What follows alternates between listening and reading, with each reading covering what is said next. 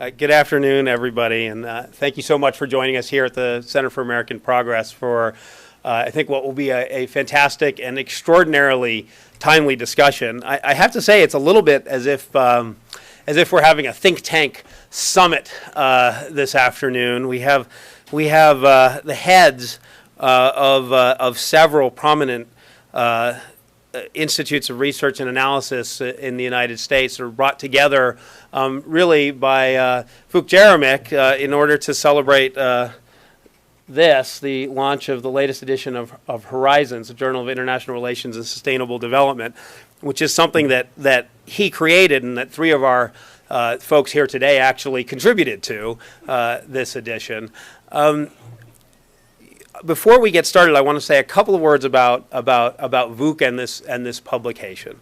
Vuk Jeremic was the foreign minister of Serbia, and he's somebody with whom I've personally had a great deal of differences over the years. I mean, most prominently, he was Serbia's passionate advocate for why Kosovo should not be granted independence, while I and the United States were on the other side of that issue, and that actually embodies why it's so important to see what Vuk has gone on to do, because you have to remember that he was a founder of the Serbian resistance, that he was somebody that believed in a democratic future for Serbia and the rest of Eastern Europe, and for a future that was really based on integration, on how countries would work together. And when he finished up his tenure as foreign minister and ended his stint as the Secretary General of the UN General Assembly, he went home and he created something that was a little audacious. It was to say that Serbia is going to have this journal that is going to compete with the likes of Foreign Affairs.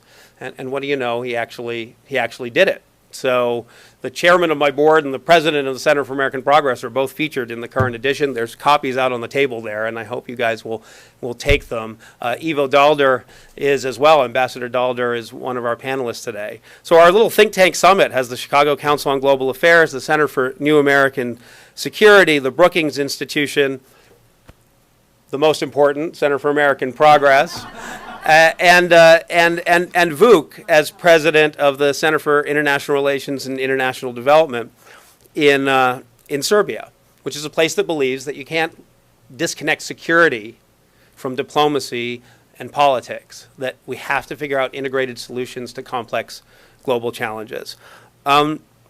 Many of you may know that Vuk is a candidate for UN Secretary General, but he's more importantly was the president of the Serbian Tennis Federation. I don't know if he can take any credit for Djokovic's success in that regard, but he's been a true leader for his country, and I think he provides a great example for how we should all embrace finding common solutions to the complex challenges we face today. So I'm very grateful that he's here, and I'm extraordinarily honored that we are going to kick off today with Senator Tom Daschle. Senator Tom Daschle is the chairman of the board for the Center for American Progress. More importantly, and with no need of introduction, he's one of our great leaders and statesmen, and somebody who has dedicated his life to public service probably from before he was first elected to Congress, I believe in 1978. Senator Daschle is a leader in areas that people know about and talk about: healthcare, climate, business. But he's actually been involved in every major issue to face the United States for a good 40 plus years. I can think of no one better to kick off this discussion than Senator Tom Daschle.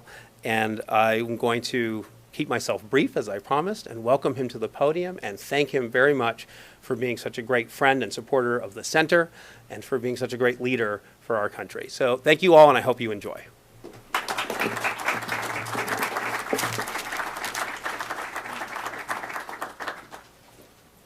Vikram, thank you very much for that kind and generous introduction, and thank you for your warm welcome. And let me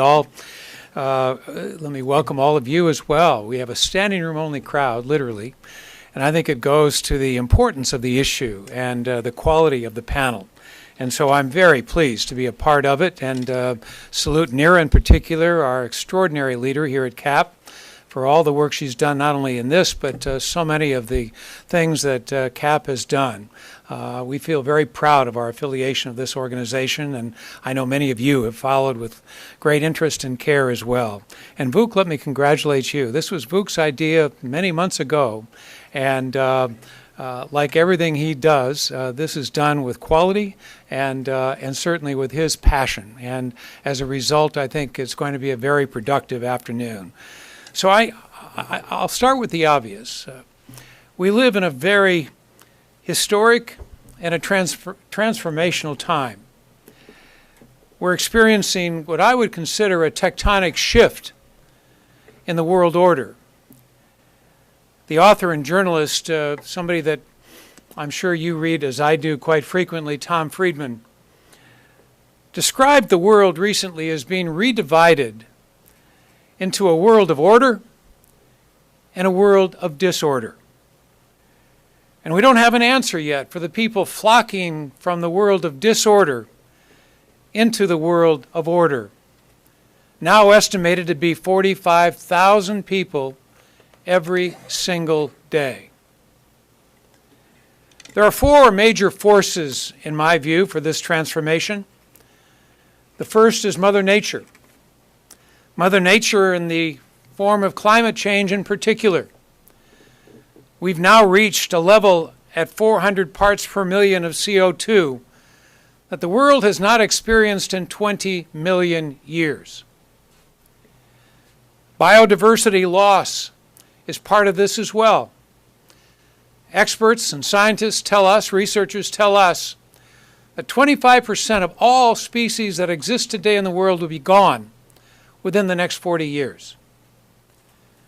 And population growth is a challenge that we still have not been able to embrace and fully anticipate as a result of the rapid growth we've seen just in the last 200 years. In 1800, literally 1 billion people populated the world. In 2050, it will be almost 10. So the first, Mother Nature is having a profound effect on this transformational experience that we're all a part of. The second is Moore's Law, a steady doubling of technological capacity. Technology is changing every single aspect of our lives. The way we live, the way we work, the way we govern, the way we communicate. I was surprised to learn that we now exchange 205 billion email every day. 74 trillion email are now exchanged every year. The third is globalization. We're quickly moving from an interdependence to an integration in the world of order that has produced a chasm between the world of disorder and those of us fortunate enough to live in the world of order. But with an increasing inclination on the part of all sectors in the region to engage globally in a far more intricate and a far more intense way than we've ever experienced at any time in history. The fourth force is the extremist transnational movement in the regions of disorder, but increasingly affecting regions of order, as we've seen in Paris and San Bernardino just in the last month. It has little national geographic identity. The names are now familiar: ISIS, Al-Qaeda, Taliban, forcing migration in numbers that we have not seen since World War II. But this transnational movement is also made up of terrorists and hackers with no names, who pose a clear and present danger with threats to cyber and biosecurity unlike anything we've experienced at any time in history. To everyone in the regions of disorder now, but increasingly to regions of order as well. There's nothing really that has prepared us for what we're witnessing and experiencing now. A meltdown of an increasing number of states, all at the same time, all in an increasingly globalized and interdependent world, with fears that it could worsen, particularly as China's domestic struggles continue and it becomes more aggressive with neighbors like Japan and Taiwan in the South China Sea. There are other factors that are also affecting this tectonic shift. The UN estimates that by 2050, the number of migrants who are victims of climate change will exceed an additional 200 million a year. That is an additional 55,000 per day. Food security will also be a major challenge, something that we here at CAP helped address just in the last couple of weeks with a very intense 3-day war game scenario that helped us all better understand the extraordinary challenge of food security as we look to the next 40 years. But the world will need to find a way to produce more food in the next 40 years than it did in the last 4,000. So the challenges are great. And as with so many times in history involving major global or national challenge, it seems to me the key factor in ensuring success in this transformational period especially will be our capacity for leadership, both in government and in the private sector. Leadership that can ensure that we rise to the challenges that I've just outlined. The U.S., throughout the last 230 years, has had an extraordinary success of finding the right leaders at the right time. A Washington, and a Jefferson, and a Lincoln, and a Roosevelt. And as I think of the quality of that leadership, I lament the fact that at just the time when we need the right leadership, as much now as perhaps at any time in our history, Washington has devolved to a level of dysfunction rarely seen in over 2 centuries of history. At its core, it is a philosophical and political debate largely over the role of government. You could call it the noise of democracy, loud, not very stereophonic, difficult to listen to. And one could argue that the noise of democracy certainly beats the alternatives. The noise of violence and death in some parts of the world, or no noise at all, where you're arrested for simply speaking your mind.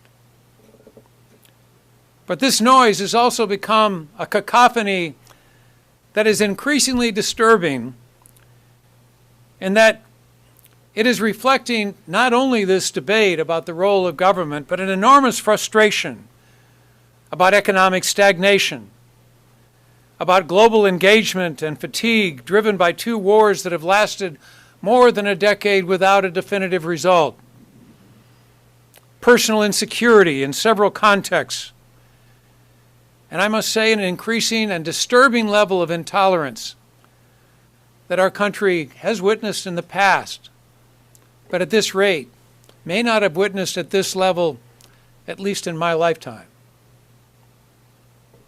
The Pew Research Center did a study about a year ago that noted that our country is more divided than it has been at any time in the last 150 years, driven partly by these transformational forces. The election in 2016 will certainly be in part an answer to the question, under these circumstances, what kind of leader will we want? What kind of leader can get us through this transformational time? The choice is likely to be historically stark.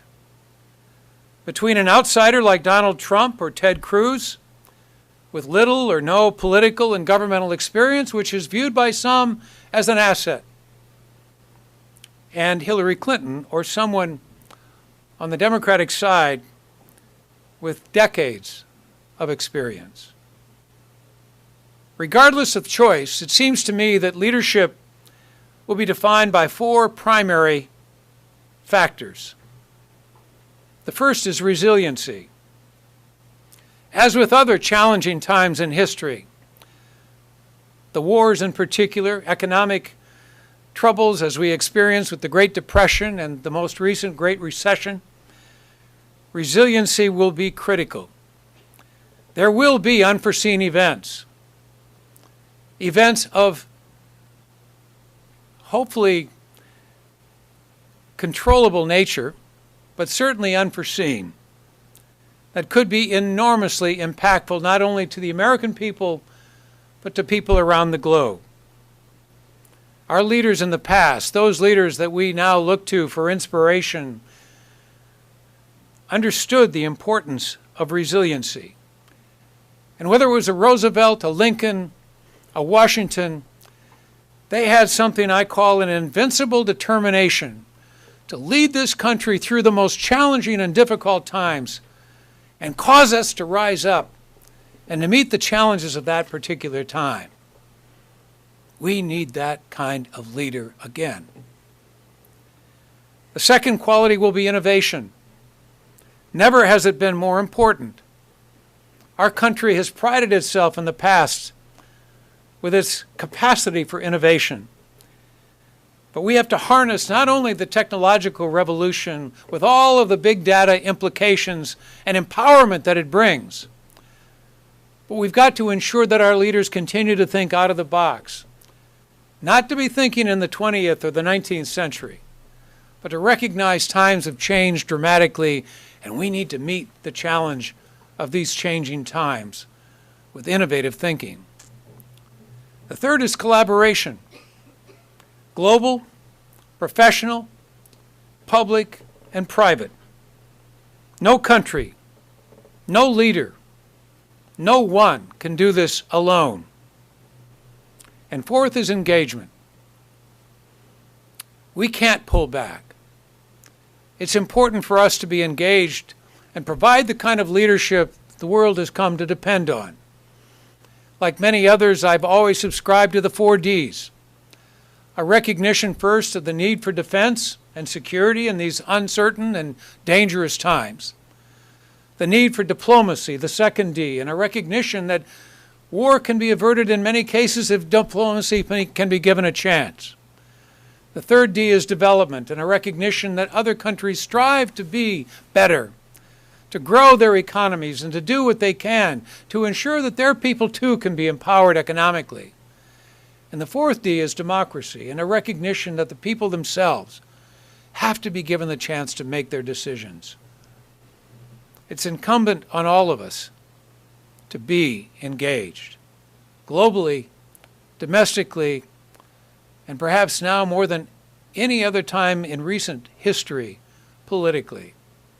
I'm troubled by the fact that in the last election in some states, like Kentucky, only 31% of the people bothered to vote. I was recently with a group of students, and I must say, every time I'm invigorated. I walk out of the room more hopeful than I was before I walked in. I was with a group not long ago, and one of the students used a quote that I had seen before, and I think certainly applies in these times. He said, well, difficult takes time. Impossible takes just a little longer. I think we have to take on the challenges we face in this world today with a recognition that while they may seem almost impossible, with some invincible determination, with resiliency, with the kind of engagement and collaboration and innovation we know we're capable of making, we too can address these times as our leaders have done so ably and consistently in the past. With that, I look forward to the conversation. Thank you all very much.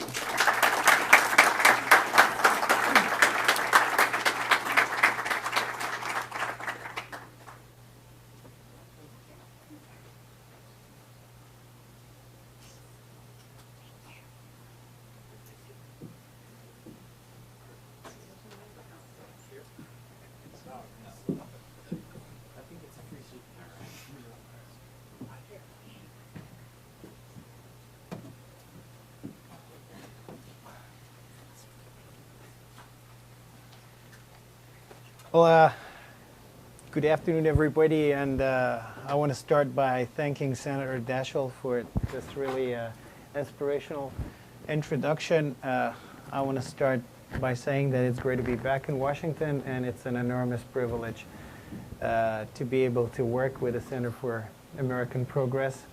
And I want to say how grateful I am to the center, to Senator Daschle, to the chair, but also to the president, Madam Tendon, and my friends, my good friends Vikram, Matt, Ken, Nathan. I want to thank you all guys for making this possible. It is a privilege, representing a very, small and a relatively new Serbian think tank to be working with a big Center for American Progress, and especially when it comes to issues like U.S. foreign policy, which is the main topic of our latest edition of the journal. I also want to thank Nira, and I want to thank Ivo. I also want to thank Senator Daschle for making contributions. I think that we have a few more contributors here. I see Branko. I think Ambassador Katz is here as well. Adam Garfinkel. I saw him earlier. Well, thank you very much for making this edition worth reading. Our topic this afternoon is the U.S. foreign policy in 2016 and beyond. There is very little doubt that America is going to remain the world's main geopolitical actor for many more years to come, and as the presidential and other elections are moving to high gear, this is becoming a great topic for the whole world. So today with us, as Vikram said, we do have a think tank summit. We have an awesome lineup, and I'll introduce briefly the participants in the panel. I'm going to start in the order in which they will speak in the first round, so I'll start with Richard. Richard Fontaine is the president of the Center for a New American Security, one of DC's most influential bipartisan think tanks, focusing on security and defense policy. He previously served as foreign policy advisor to Senator John McCain, and also worked at the State Department, National Security Council, and Senate Foreign Relations Committee. Then we have Martin Indyk, Executive Vice President of the Brookings Institution and one of America's most distinguished Middle East diplomats. He served previously as a U.S. Special Envoy for the Israel-Palestinian negotiations, U.S. Ambassador to Israel, Special Assistant to President Clinton, Senior Director of the National Security Council, and also Assistant Secretary of State. Ivo Dolder, my old friend Ivo, President of the Chicago Council on Foreign Affairs and previously U.S. Ambassador to NATO. Also Director of the National Security Council for European Affairs, having worked at Brookings as a senior fellow specializing in American foreign policy, European security, and transatlantic relations. And last but certainly not least is our host for this afternoon, Nira Tandon, President of the Center for American Progress, who previously served in Clinton and Obama administrations. She was Director of Domestic Policy in Obama-Biden presidential campaign, where she managed all domestic policy proposals, but she also played a critical role in the crafting of the historical Affordable Care Act. And she was a longtime advisor for Hillary Clinton in her various capacities. So it's an enormous privilege to chair a panel like this. And I'd like to start with the most conspicuous of all flashpoints in today's world, and this is the Middle East.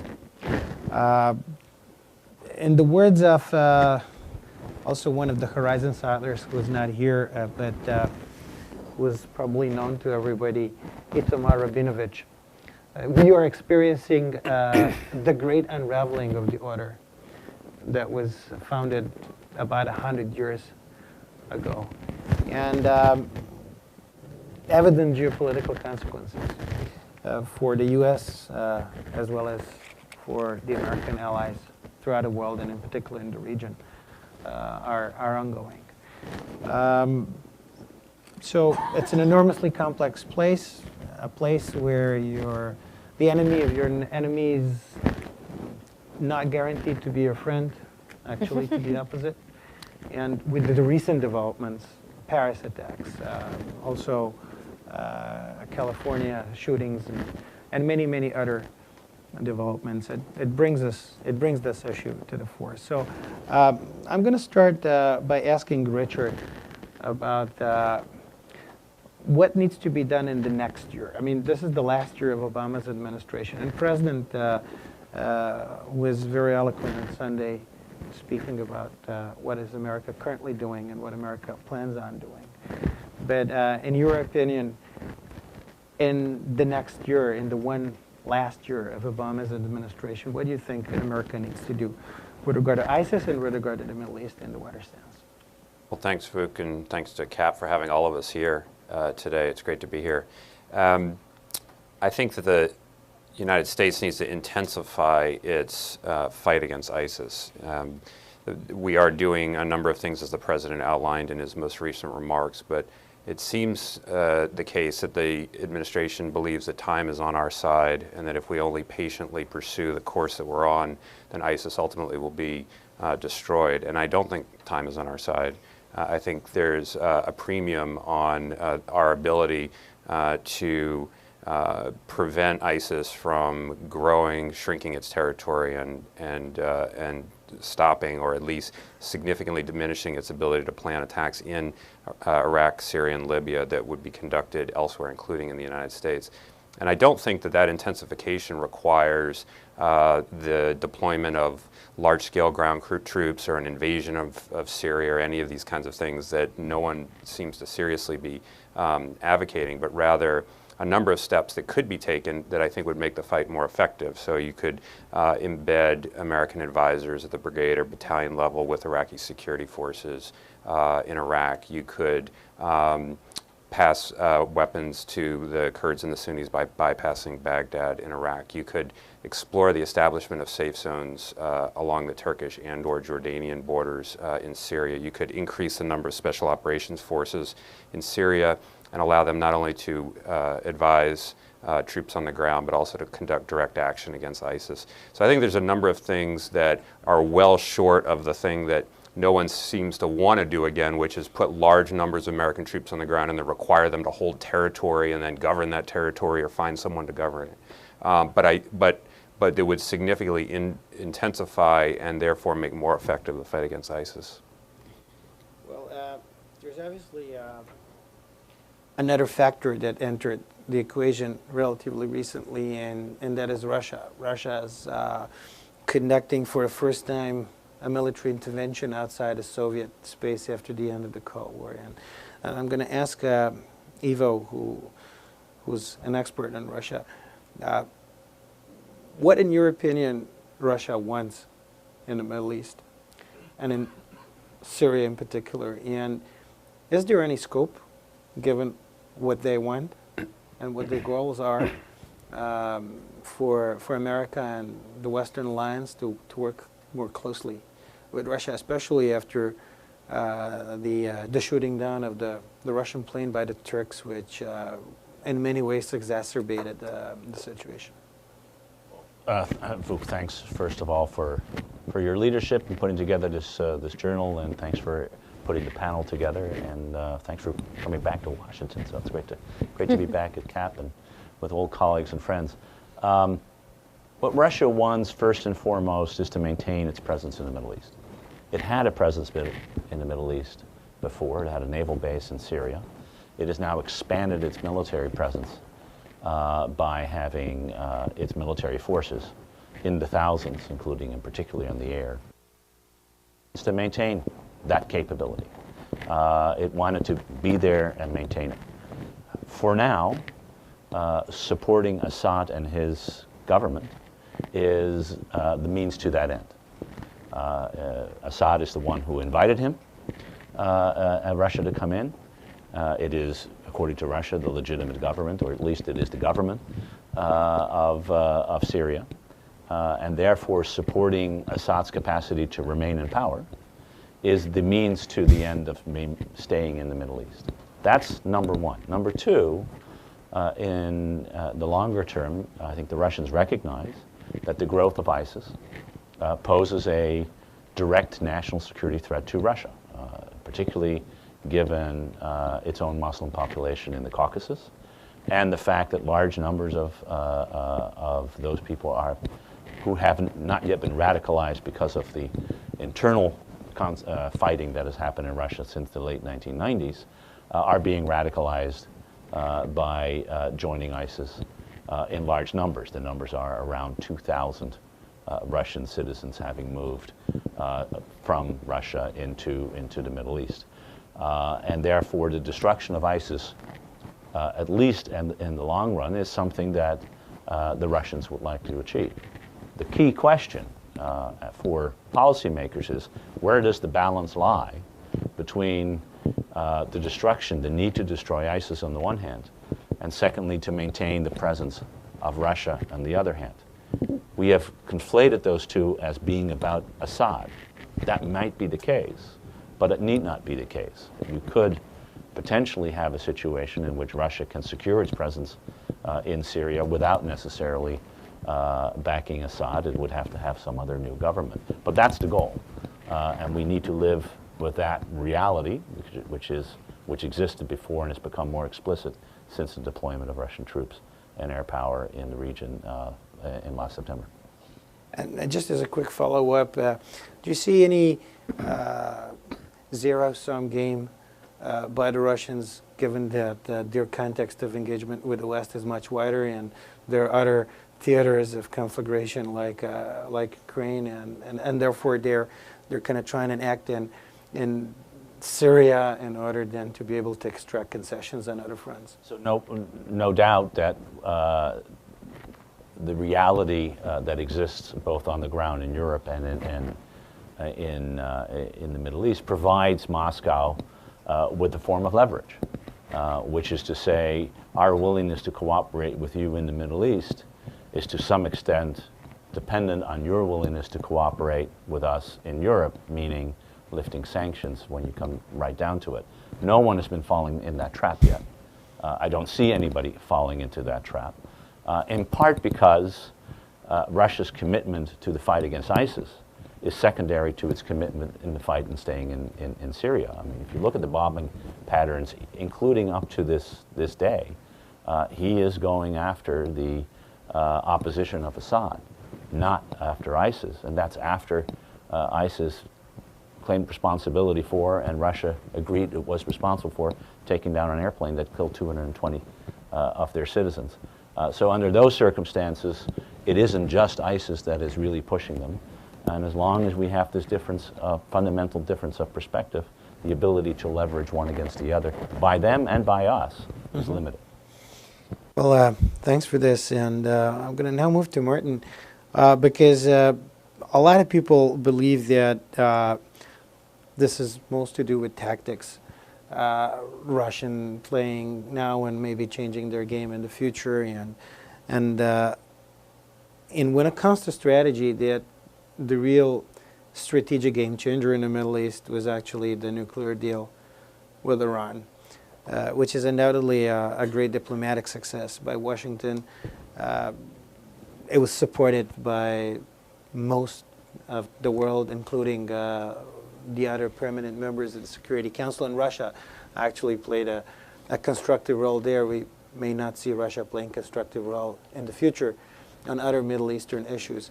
But Washington did come across somewhat divided on the deal. That's fair. I mean, I'm just saying. I think that's fair. From the outside perspective, somewhat divided it was. But anyway, this deal is now on, and what's your opinion? What's going to be the strategic repercussion of the Iran deal if it holds? Or in case Iranians back on it? Well, thanks, Vuk. Thanks very much for having me on this panel. It's great to be back at CAP. I wasn't sure whether this is a Netanyahu seat or not. That was a throne. But I'm delighted to be here. Look, isn't it interesting how Iran has kind of disappeared from the discussion? And that's partly because the debate about the Iranian nuclear deal was so intense and absorbed so much oxygen that once the deal was done, kind of people needed to move on. It's also a function of this transaction that has been done between President Obama and Prime Minister Netanyahu, which is essentially Israel gets a new 10-year military assistance deal at higher levels, still to be negotiated, in return for backing off on the actual deal and no longer attacking it. So that also has helped to lower the temperature. But what I think that disguises is the fact that Iran hasn't changed its regional policies. What's happened is that the nuclear issue has, for the time being, off the radar screen. I hope that's turns out to be for 15 years. We're going to have to be very, very vigilant about Iranian compliance with the agreement. But it does reinforce a point that I think President Obama made throughout this debate about the Iranian deal, which is that, you know, because there's so much else going on in the region, so much turmoil and so much descent into chaos, as Senator Daschle was explaining, taking the potential for a nuclear arms race in the Middle East off the table just makes it somewhat easier to deal with those other issues and to focus on those other issues. But Iran hasn't changed its regional policies. And in particular, Iran's policy in Syria is something that we're not focusing on, essentially because Russia has taken all the oxygen out of that issue, but it's still there. And if you look across the region, Iran has, I think, either done something very clever or simply been the beneficiary of Saudi stupidity. But either way, the Saudi decision to take the Gulf Cooperation Council countries, with the exception of Oman, into Yemen on the grounds that Iran is presenting a threat there by its support for the Houthis, has represented a great sinkhole for 50% at least of their military capacity. And in the meantime, why is that a problem? Is because when we look in the Syria arena, we can't win the battle against ISIS unless we do it with Sunnis. It's a basic principle. I think it's not that complicated. We can't use Iran and Shias, Alawites, Assad and Russia, because Russia's aligned with that camp, as Ivo points out, to defeat ISIS, because all that will do will exacerbate the sectarian war. So we have to do it with Sunnis. We have to do it with Sunnis because we are not going to put a vast army in there to destroy ISIS. And that's partly because of the war wariness and war weariness of the American people, but it's also because of a kind of recognition, you could read about it in the New York Times yesterday, that that's exactly what ISIS wants in their apocalyptic end of days notion. They want to drag us into that. So hopefully we're smarter than that this time around.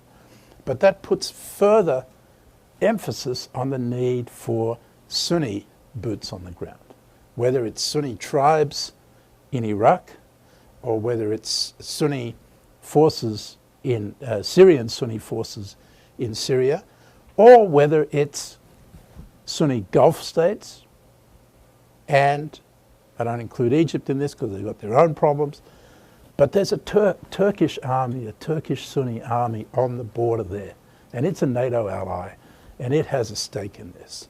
So it's not as if the capabilities aren't there if we work on it. It includes, to some extent, the Iraqi army, but I wouldn't bet on that. So how do we get the Sunni component of this in place, because that's the missing piece. Richard's absolutely right. We can step up these things, and that'll have, I think, a marginal effect, but it's not going to make a difference in the end. What's going to make the difference is whether we've got Sunni forces there to take the territory back from ISIS. And here comes the complicated part of it. Excuse me for going on for so long. The complicated part of it is the Sunni forces that are there do not regard ISIS as their first priority. It's mostly Assad that is their first priority. Turks also want to fight the Kurds, but I think there's a chance that we can get them off that. But it's Assad, and that's why we have to shift the priorities. At this point, the priority of American policy is ISIS first. And we'll deal with Assad through some kind of diplomatic daring do in which, somehow we're going to get everybody to agree that Assad should go. Well, that ain't going to happen. It's only going to happen if we fight Assad as if there were no ISIS and fight ISIS as if there were no Assad. And by supporting the Sunnis against Assad, we can turn around to them and say, you need to support us against ISIS. Very quickly for 2016, do you think that there is any hope that there might be a revival of the peace process, or do you think that there is any risk for this thing going terribly wrong, No. like a third intifada, something exploding? I think there is potential for the Palestinian Authority to collapse, and that will put Israel in a very difficult situation, and that in the end could lead to a much hotter third intifada as opposed to the low-level intifada we see, a kind of personal intifada that we're seeing at the moment. But I think that Secretary Kerry gave a speech at the Sabah Forum at Brookings on the weekend, which was his diplomatic way of doing what we call a baker.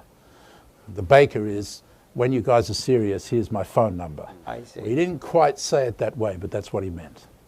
Well, thank you. I'm going to now ask Nera. In your Horizons essay, you argue very forcefully that reversing the trends of rising inequality and shrinking social mobility in the U.S. represents one of the key challenges of our time for American government. Well, in poll after poll, Americans rank economy as their single greatest concern. So what we discussed here, how is American progress affected by what happens in the Middle East? And do you think that in the years to come, under new president, is the Middle East going to remain a strategic priority? And if so, how much of a priority is it going to remain for the future American administration?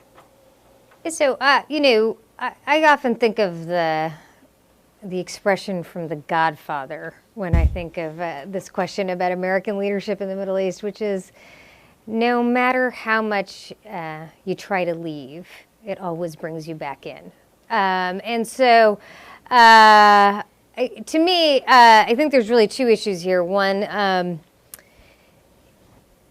as we've seen in the instance of Syria, issues around Syria have only grown in importance because the issue of Syria itself is expanding from Syria through the refugee crisis into Europe and ultimately into conversations in the United States.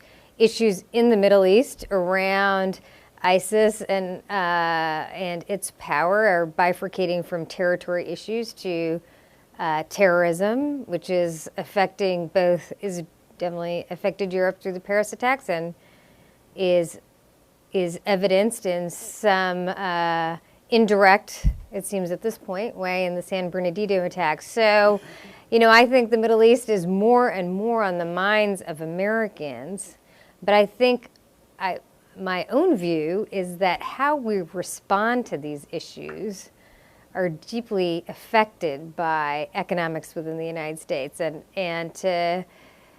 what I mean by that is, if you can look at the country today, in the United States, look at both political parties. And they are, I believe, both responding to issues around 15 years of wage stagnation in the United States.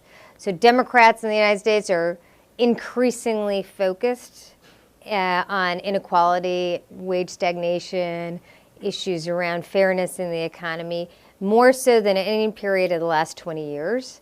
And on the Republican Party, I think you can even look at the rhetoric of the last few days and see that there is a deep anxiety about people who are different. So over the summer it was immigration, but the collision of these issues between the Middle East, terrorism, and the Republican debate is what we're seeing with these virulent, disgusting, in my view, attacks on Muslims in the United States and around the world, which have the effect of actually helping ISIS's strategy, but let's put that aside. So, my own view is that politics in the United States is getting disrupted at a increasing velocity and becoming more and more disruptive, and that a lot of Americans are turning inward from economic issues, which is an old conversations we've had. But the rise of terrorism and effects of terrorism within the United States are having very disjointed impacts on the political conversation. And, I deeply worry that if you look at, I'll just say it out loud, Donald Trump's support amongst working class voters is what's driving this debate. Working class voters have had a 20% reduction in their income over the last 20 years. They've been negatively affected by economic dislocation. And I think that is driving their anxiety about a whole host of issues. Economic populism on one hand, anti-trade on another, but very much anti-immigrant and these other issues. So, but I think for any political leader in 2017, 2018, 2019, and into the foreseeable future, the United States, regardless of how many Americans want to turn inward, has no choice but to exemplify leadership in the arena of the Middle East, because the alternatives will mean that choices will be made for us. We will not make those choices. They will be made for us, and they will be worse. I think that is something we have learned, at least in the last few years, about Syria. They always get worse. They never get better. Yep. So not making choices doesn't make things better, seems to me, is the right way to approach these issues. So I think that these issues, the Middle East will be a dominant issue this year. It'll be a dominant issue into the next president's term, and whoever that president is will have to realize that's only solving these problems will take them off the front pages of the New York Times every day. Well, thanks. I think this was very well put. But there's another theater which many people expect will be a theater of crisis in 2016, and that is our main ally, Europe and European Union. There's so many things that are currently going on in the political life of the European Union that are giving reasons for concern. There's a British referendum that's going to take place in the next 12 or so months. Europe is struggling with the inflow of refugees, and there is an ongoing conundrum in Ukraine. So Europe seemed to be struggling. And my question to you, Eva, would be, apart from the TTIP, which may or may not happen in this administration, we'll see. You argue very forcefully for the TTIP in your Horizons article, and many people do in Europe. But apart from the TTIP, what is it that America can do to assist Europe in 2016? And first and foremost, do you expect difficulties in Europe in 2016, and how can America help Europe if they occur? I think the crisis in Europe is about as bad as it has been, certainly in my lifetime and probably since the end of World War II. And the crisis involves the institutions of the European Union first and foremost, that are now under direct challenge by what is happening in this part of the world. Just think about it. 1 million refugees have just landed in Germany. 1 million. We're having a debate about 20,000. They had 1 million refugees. There are 20,000 refugees a day entering in Greece alone, and they are finding their way to the rest of Europe. So the refugee crisis is overpowering the institutions. Most important institution in Europe is the freedom of travel, and that institution is under direct attack. 6 years after, 7 years now, after the economic crisis, our ability, or Europe's ability, to kick the can down the road on the Eurozone crisis is going to come to an end. At some point, a fundamental decision will have to be made about how you transfer resources from one part of the Union to the other part of the Union, or the Union will break apart on that particular issue. Both these issues are going to be at the heart of the debate in Britain about whether or not it is going to remain a member of the European Union, where I think the outcome is by no means certain, even if the political class is moving increasingly in the direction of trying to figure out how to stay in. There is unpredictability. And we're seeing politically, as a result of these factors, and I haven't even mentioned the Russian challenge posed to Ukraine, but as a result of these challenges, you see a political reaction that we're seeing here too. Marie Le Pen, who is, whose rhetoric may come with a better smile than we are seeing in this country, just won 30% of the vote in France after the terrorist attack. My own country, in the Netherlands, the Freedom Party is now polling at 1/4 of the vote.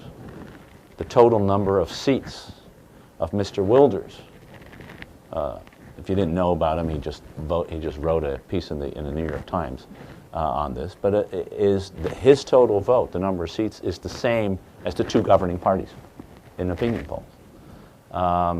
So that's the politics in your region more, in Hungary and in Poland, leads to a growth of nationalism that is taking down what is happening in Europe. This matters. I think the piece that I co-authored in Horizon is about why it matters.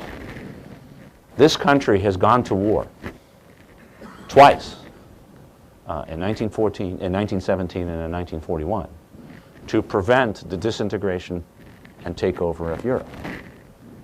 We regarded in 1917 and 1941, and again in 1945 until today, that the viability of Europe is fundamental to our own prosperity, security, and identity of who we are. So we have a real stake in Europe succeeding. It's a market, it's our strongest allies, they're the people who share our values, and we need to be present in the effort for that Europe to succeed. And it may come as a surprise to Europeans, but without the United States, they haven't succeeded in the past.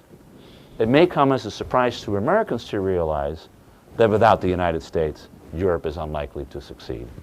So my big worry, and it's a concern that I have, are we able as a country to focus on the Middle East, which we need to do given what's happening, in part because it keeps coming back, as Neera said, to, oh, by the way, focus on Asia, which is the largest, strongest, most important growing economy in the world, while not forgetting about Europe, because we're needed in Europe too. That's the challenge, if I want to put it to Senator Daschle. The challenge of leadership is our ability to walk, chew, and run at the same time, because we need to have an Asian strategy that makes sense. We need to have a Middle East strategy that deals with the problems of the Middle East. And we need a European strategy before it's too late. And right now, I'm afraid that we think we can focus on the Middle East and sort of hope that the rest of it will find its way. And these things have a way of coming back at you, to paraphrase Neera again on The Godfather. And last time Europe was a mess, it wasn't a pretty picture, and we don't want to repeat that either.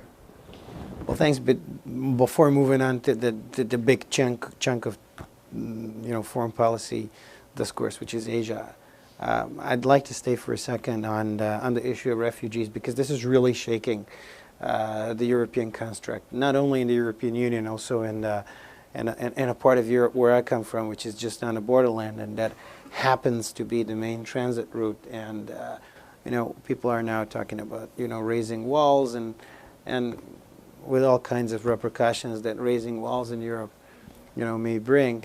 But I'm gonna ask Nira about this refugee thing, because it's something that has obviously caused a lot of emotion in the political discourse here in this country, and we're not really talking about even the same order of magnitude as what Europe is trying to go through. And I remember you saying once that in the past, America had a closed door policy to Cuban refugees. Maybe some of the people who are now running for office may have not been necessarily in a position to do so.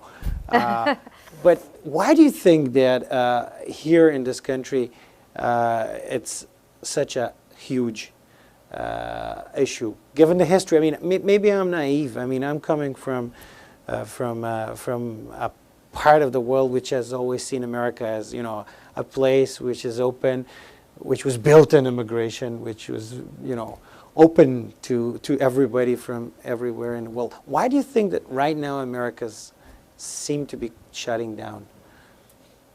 Yeah, so I mean, obviously, it's always kind of embarrassing to talk about the kind of conflagration around Syrian refugees when we're talking about 0 to 65,000, as Jordan has dealt with 1 million.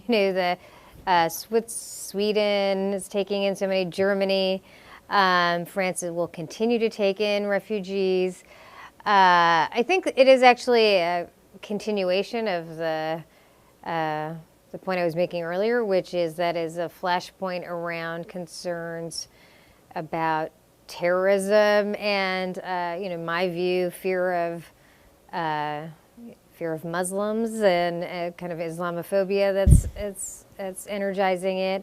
I mean, the reality in the United States is that every wave of refugees we've taken in, from Cuban refugees to Iranian refugees to Vietnamese refugees, have all been, huge contributors to our society and contribute a lot economically.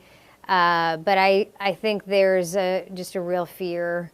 Americans are particularly anxious these days, and there's kind of a mixture of fear of Islam. People don't really understand it. They think of a lot of the Syrians as I don't think they're thinking of the Christian Syrians as much as you see in the rhetoric and debate as Muslim Syrians, and I think that's just really the kind of, you're hitting a powder keg of election period, and we have candidates running who are running in very conservative places that are very homogeneous. My own experience in those states is there aren't a lot of people of color of any different faith in the states that people are running in, Iowa and New Hampshire right now. And so it is a little bit of a toxic mix of concerns about terrorism, Islamophobia, and really just a basic fear of the other. And I don't know if we'd have this same debate a year from now or a year ago, but we are in this particular moment of a presidential primary debate where people are very much shifting directly right. Would all of these governors have gone into this kind of xenophobic direction if we didn't have a presidential primary on the Republican side? I don't really know. Can I just jump in on the refugee issue? Because, before the refugee crisis in Europe, the flood of refugees into Europe, we were dealing with the massive refugee crisis that already existed coming out of Syria. in a way in which there was no debate about Yeah. our taking more. We weren't taking very many. We gave a lot of money, $4.5 billion to Jordan and to Lebanon to absorb these refugees. And it's by no means perfect, but amazingly, despite all the great concern that we had that these refugees would destabilize these two countries, so far, it's okay, amazingly, Yeah. especially in the case of Lebanon. So I think that on the one hand, it's terrible. We should be doing a lot more. We should be taking a lot more. But now the political environment has become so toxic that it's hard to imagine that's going to happen. I just think we should be doing that.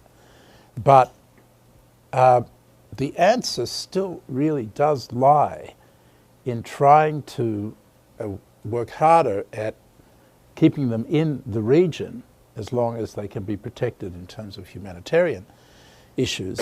And that's where I think, rather than trying to take on the debate about keeping them here, we need to be focused on creating safe havens over there. Or, ultimately solving the problem of Syria would be helpful. Yeah, They'll be but actually along the half way, full. because Yeah. that's not going to come soon, we need to have safe havens there. That, if we're not going to take them here, we should take on the responsibility of making it safe for them there in Syria. Richard, for example, because I know that you have experience in dealing with policy issues related to the Middle East. We're all talking about eventually we solve this, and it reminds me in many ways about on the Yugoslav crisis in the 1990s, and eventually there was a strong American push to end the war in Bosnia, and it ended in 1995. And, with the benefit of hindsight, I could think of, why did it not end in 93 or in 94?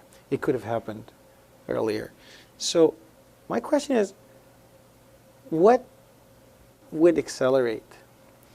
Is there anything that will accelerate the international community coming together, perhaps under American leadership, perhaps facilitated by America? When is that going to happen? Is it going to happen? Do we have to wait for the new administration for this to happen? Yeah, I think, unfortunately, more terrorist attacks on the West is going to be the galvanizing factor here. If you look at even the steps that have been relatively incremental in terms of escalation, they've been in response either to an attack or the perception that attacks were more likely. And, the root cause of this is the civil war in Syria right now, right? I mean, it's not a coincidence in the four countries that are engulfed in civil war right now in Yemen, Iraq, Libya, and Syria, Al-Qaeda and or ISIS has a presence in all of them. You can't deal with Al-Qaeda or ISIS and these attacks without dealing with the underlying causes of the civil war. Whether that can be resolved is a wholly separate issue, but nevertheless, you got to deal with that. But because it looks so difficult, because it requires so much over such a long period of time trying to bring this to resolution, there has not been the catalytic event to sort of bring everybody behind and reshape their calculation of interest in doing this. And I'm afraid that it may be terrorist attacks either in the United States and or in Europe that bring us in that direction. Therefore, we should do now what we would do after an attack with one caveat: do it without the fear and panic that we will have and the sense of vulnerability we'll have in the immediate aftermath of an attack, where, as we and other democracies tend to do, we will find something to do, we will find somewhere to go. We should take those steps now. Can I just add to that, though? I mean, I do think in the Middle East, we can't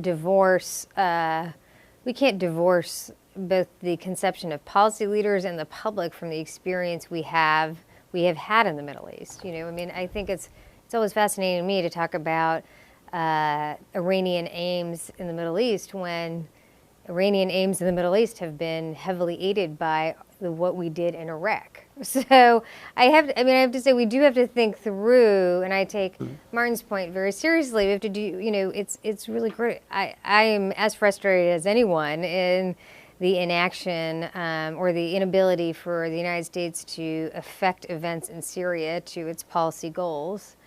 At the same time, I appreciate, Martin's statement, and I agree with them that putting troops on the ground is what ISIS wants. So given this complicated scenario we find, which has been even more complicated by Russia's involvement, I think it's really incumbent for us to think through. Of course, we all want a resolution, but exactly how you achieve those. And it's taken very seriously. We can obviously do more at the margins of embedding troops, American troops, et cetera. But I think in the large scheme of things, Americans are cognizant of the fact that we invaded a country. We put a lot of boots on the ground. It has seemed to have gone very badly for our ends and has strengthened many of the people we see as policy opponents in the region, namely Iran. And so I think that is creating a sense of wariness, not just amongst policymakers, but the public.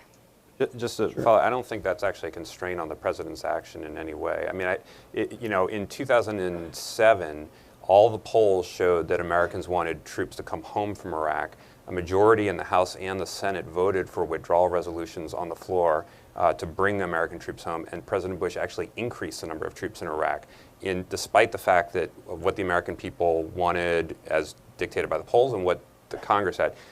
And in the white-hot debate over Iraq, withdrawal never got 60 votes on the floor of the Senate to force the president to do the opposite of what he believed needed to be done, and it certainly wouldn't have gotten 67 to override a presidential veto. So if President Obama decided tomorrow that whatever steps that we're envisioning here needed to be done, despite the fact that America's war-weary and the Congress might not support it, I don't think that they can do anything to constrain him meaningfully. Yeah, no, my point is I'm taking the policy point, the substantive point, which is how do we directly affect events in Syria if you think that that actually ISIS wants a ground invasion from the United States, and when we can't in fact make the Sunnis be the frontal part. So my point is it would be good for us to be clear about what those particular actions are given the constraints we've all discussed. Well, I had great ambitions about 20 minutes ago Asia. to pivot to Asia.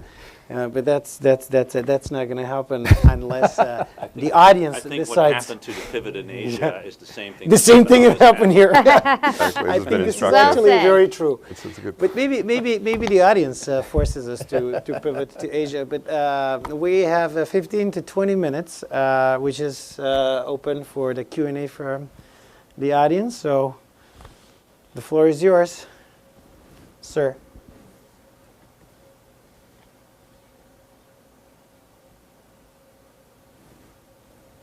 Jaap van Wezen from the Jerusalem Report. I just came from a meeting from the Middle East Institute where they had a public opinion poll by Zogby, what's happening in the Arab world. And one of the questions was whether the Arab public is in favor of an Arab force that would, an Arab ground force in Syria and Iraq against ISIS.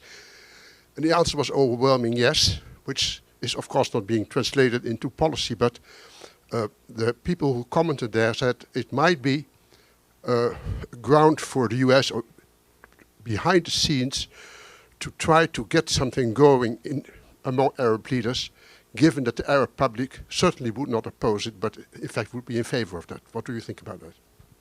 Who are you asking? Martin. Well, it's an interesting poll. But as you know, Yup, they're not democracies, and they don't. The leaders out there don't tend to take their lead from public opinion. But if it is an indication that in the Arab world there is a growing understanding of the threat that ISIS poses to their own young people and to their own societies, then it's a very good thing and should make the case of getting the Sunni states to lead this effort on the ground. Then that's great, and we should definitely listen to the people. do it as a matter of course anyway. In this case, we should do that. Especially when they're right. Yeah, that's right. Sure. Dear.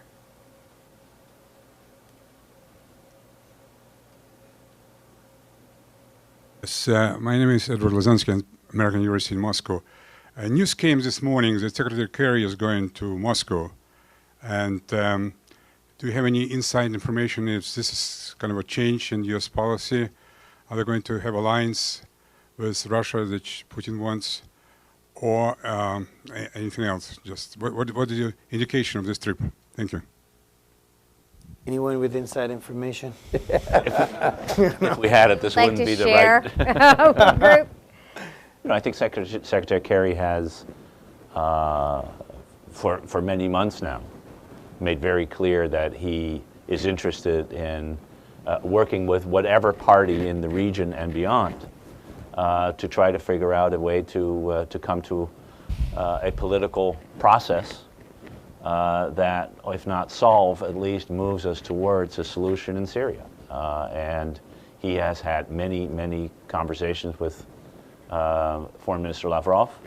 In fact, he went to Sochi, if you remember, and met with President Putin about 4 months ago and had a long discussion about it. The presidents had a meeting at the G20 meeting in Turkey and again on the margins of the Paris COP22 to 21 meeting. So there is a political process ongoing. It started in Vienna. It's moving, I believe, to New York next week. And as part of that, as is Secretary Kerry's want, he goes around and tries to talk to as many people as he can to try to figure out a way to move from A to B. And so I would assume, and I don't know anything, in fact, first time I heard about it, but I assume that the reason he's going to Moscow is because it's easier to have that conversation there than wherever else it would need to take place. I just add, I don't have any inside information. I wouldn't share it with you if I did, but I think that the challenge for Secretary Kerry is to pry Putin away from Assad. That's critical to the whole game plan in Syria. He can't do that unless he respects the kinds of things that Ivo was talking about. I think I would say that number one concern for Putin when it comes to that kind of conversation with Secretary Kerry is what happens the day after, or more in particular, the moment after Assad goes. Because his big fear, and it's not an unreasonable fear, is that chaos will follow the departure of Assad. And chaos for Putin is more of a problem than it is for Obama, because that's in his neighborhood. And that can affect Chechens and others in his country. So that is something, there needs to be a dialogue at the top level between the United States and Russia about what happens the day after. If we can find a way, working with the Russians, to reassure them that in fact the day after will not lead to chaos, then we've got a chance of moving Putin away from Assad. Branko, you're one of the authors in Horizons. Thank you, Branko Terzic, a non-resident senior fellow of the Atlantic Council. Staying in the region, I returned from Europe yesterday. There was an article in one of the press about Angela Merkel looking to keep critical NATO information from Turkey. Sort of bizarre article. It may have been in the Eastern European press. I don't remember. But a real question has to do with Turkey. Is the Turkey-Russia dispute a NATO dispute, or is it purely Turkey-Russia? And how do you think things can move forward there in a positive manner? So the Turkey-Russia dispute is not formally a NATO dispute, but Turkey is a NATO member. Its airspace is, in fact, while nationally defended at the moment, is integrated in the NATO airspace. So all airspace of NATO countries work on an integrated air defense and air space management system that is controlled by and run by NATO. Any armed attack in retaliation for example, for what the Turks did in shooting down this airplane, would almost inevitably lead to NATO becoming involved. It was why, and by the way, one of the reasons the Turks went to NATO was to say, listen, there was an airplane that was in our collective airspace. I think there is a concern in the corridors of power that the Turks may escalate or pull us into a direction that no one wants, which is a confrontation with Russia that goes beyond this particular airplane or this particular piece of airspace. I mean, personally, I think this was this was an accident waiting to happen. It's only surprising that it took 18 months for something like this to happen. But it's an opportunity, and an opportunity that, in fact, the NATO foreign ministers took last week to say, listen, we really need to start to talk to the Russians at the right kind of military and even political level to start having the kinds of conversations that we used to have in a routine basis during the Cold War, not to resolve the differences that we have, which we need to do where we can, but not within this context, but to make sure that we don't do something stupid or escalate from accidents. I mean, there is no doubt in my mind, none, that the Russians knew exactly what they were doing when they were flying that airplane through Turkish airspace. None. And they've been doing it all along. And it was not, in that sense, it was nothing different. And they did it one time too many. I don't think they'll be doing it again. Can I say one thing about Turkey, just very briefly, which is I do think one of the we always focus on Syria and whole host of challenges in the Middle East, but you know the declining reliability of Turkey over the last several years from the beginning of this administration to where it is now, and you know the ability for it to play a positive role and the potential that it could have and what it actually is doing from Iraq and the Kurds into Syria, or the lack of what it's doing in Syria, is really a really challenging problem for policymakers around the globe. And the ability for us to have a more reliable situation there would be an almost infinite improvement in our ability to affect events in a positive direction. And it's really an unfortunate situation. And what do you make out of this Iraqi government's now plea to NATO and to the UN that their territorial integrity is violated by the deployment of Turkish troops in parts of the Iraqi territory? I mean, why is that happening? And if Iraq's government maintains its insistence that Turkey withdraws, what do you think would be NATO allies' reaction to this request by Iraq? I just wish they would say the same thing about the deployment of Iranian troops to Iraq. But, you know, hope springs eternal. Well, but it is partly for that reason. The Iranians exactly. Don't like the Turkish don't troops like there. the Turkish troops there. So that's I think part of the reason. But I think it's also that the Iraqi government there's a long history of concern about Turkish territorial ambitions in Iraq, and it goes back to the Ottoman Empire, and so I think that's also what you're seeing there. And the I mean, there's one dimension of this that I haven't seen get a lot of attention, and that is the Turkmen connection here. The Russians were bombing Turkmen positions in Syria, Syrian Turkmen. They're ethnically Turkish, and I think that was part of the reason that plane was shot down, was to protect them. And you got the same thing going on in Iraq as well. So this is just another dimension of the complexities of the alliances in the region. Adam, maybe we pivot to Asia after all. Yeah, finally. But I don't want to get into Asia. But I'd like to ask China's role in the Middle East crisis. Are they helping some helpful hands, or they hope U.S. will be drawn in that part of the region, so they don't have enough time for Asia. Joanne Chen from Taiwan.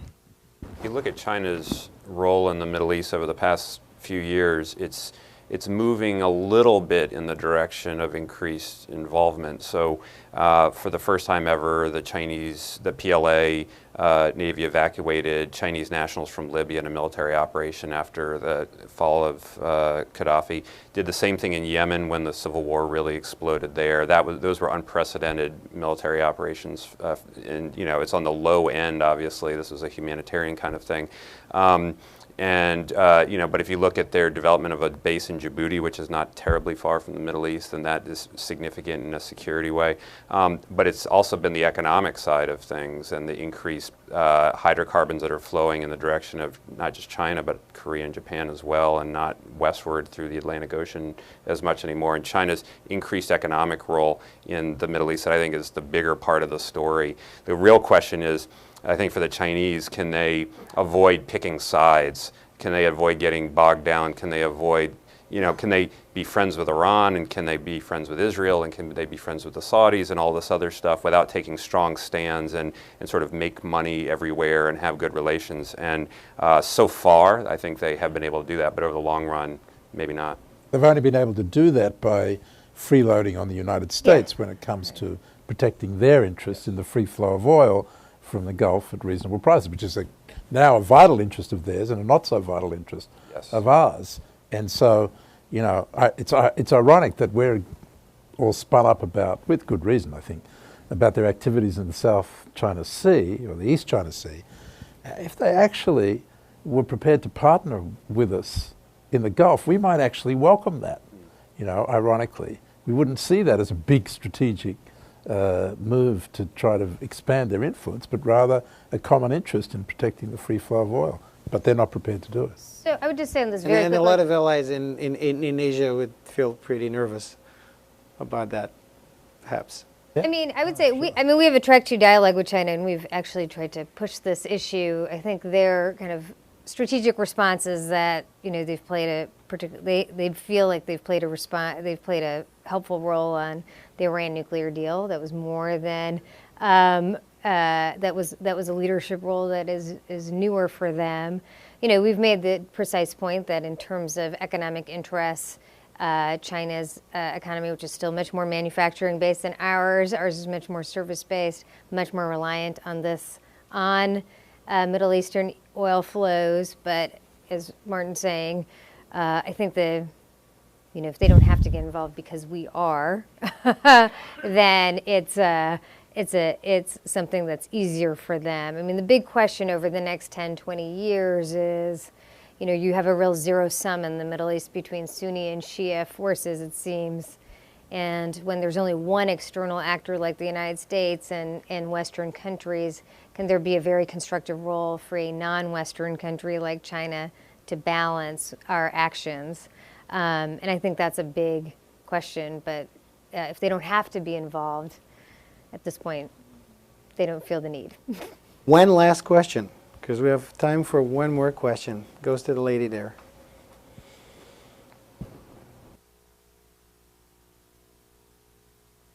Hi, I'm Naseba Yunus. I'm the Senior Iraq Fellow at the Atlantic Council. I wanted to push you, Mr. Fontaine, a bit further on your recommendations for ratcheting up our response to ISIS. You've talked about directly arming Sunnis and Kurds in Iraq, and we have seen an attempt this year to insert that language in the National Defense Authorization Act, and of course it caused an absolute uproar in Baghdad. And it could go so far as to lead to the overthrow of an already very fragile Prime Minister Abadi. Do you think it would be worth destabilizing the Iraqi government to that extent in order to really bolster the roles that Sunnis can play in this fight?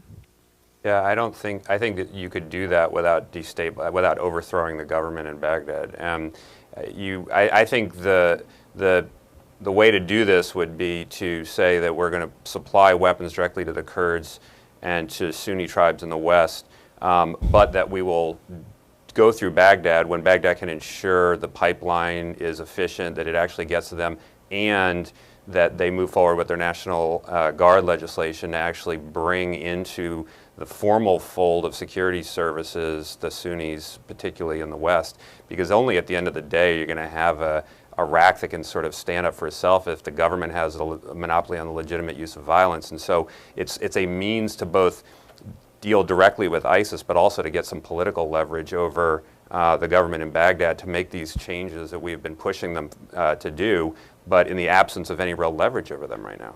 So that would be my approach. Well, thank you very much. You know, they say that a really good quality discussion about the Middle East has to leave you more confused than at the beginning, and that certainly is the case with me. So I want to. How about more depressed? More depressed for sure. In my case, more confused as well. I want to thank everybody, and I want to thank you for joining us. It's been an excellent discussion. It's been a great privilege to work with a Center for American Progress and to work with all of you guys, and I hope that we'll be seeing more of each other in the future. Thank you for your patience, and thank you for coming, and join me in thanking our panelists. Yeah, that's great.